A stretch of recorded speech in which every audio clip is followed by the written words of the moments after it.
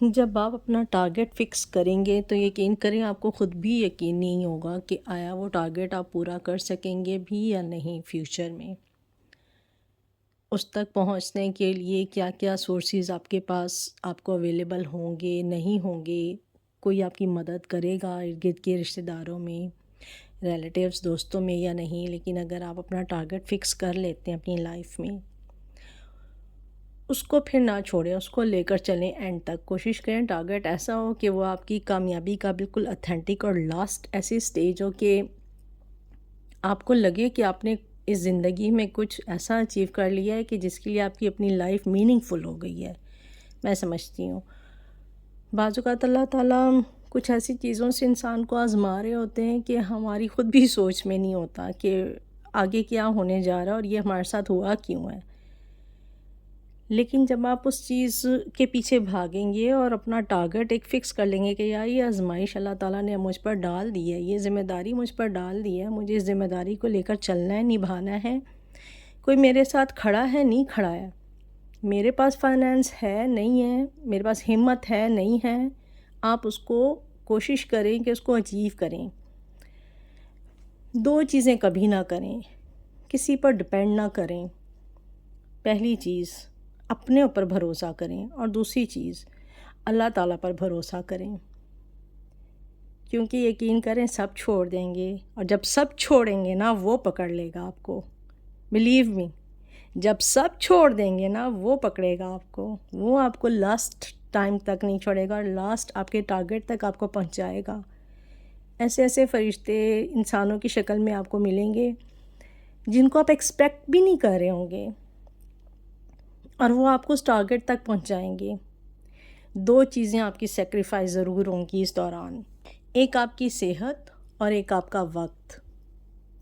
اور دو چیزیں ہمیشہ اس دوران آپ کے پاس رہیں گی، ایک وہ محنت جو آپ نے اس دوران کی اور ایک آپ کی تعلیم، آپ کی اویئرنیس، آپ کی ایجوکیشن، آپ کا تجربہ، وہ ہمیشہ آپ کا اپنا رہے گا۔ اور جو چیزیں چھوڑ کر جائیں گی وہ آپ کے ارد گرد کے لوگ ہیں، وہ لوگ بھی ہوں گے جن کو آپ نے وقت دیا، وہ لوگ بھی ہوں گے جن پر آپ نے خرچ کیا، وہ لوگ بھی ہوں گے جو اتنے قریب ہوں گے جن کو آپ سوچ بھی نہیں سکتے کہ وہ آپ کو کمپرومائز کر سکتے ہیں، آپ کو چھوڑ سکتے ہیں، آپ کو مڈ آف دا وے آپ کا ساتھ چھوڑ سکتے ہیں۔ لیکن میں پھر وہی بات کہوں گی کہ جب آپ کو سب چھوڑ دیتے نا تو آپ کا رب آپ کو پکڑ لیتا ہے اور وہ آپ کو اکیلا نہیں چھوڑتا لاسٹ ٹائم تک۔ اللہ تعالیٰ آپ کو نہیں چھوڑتے تو آپ بھی اللہ تعالیٰ کو نہ چھوڑیں۔ میں یہ نہیں کہتی مسلح پکڑ کر بیٹھ جائیں،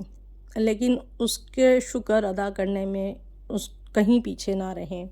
اور ہمیشہ اس کا شکر ادا کریں۔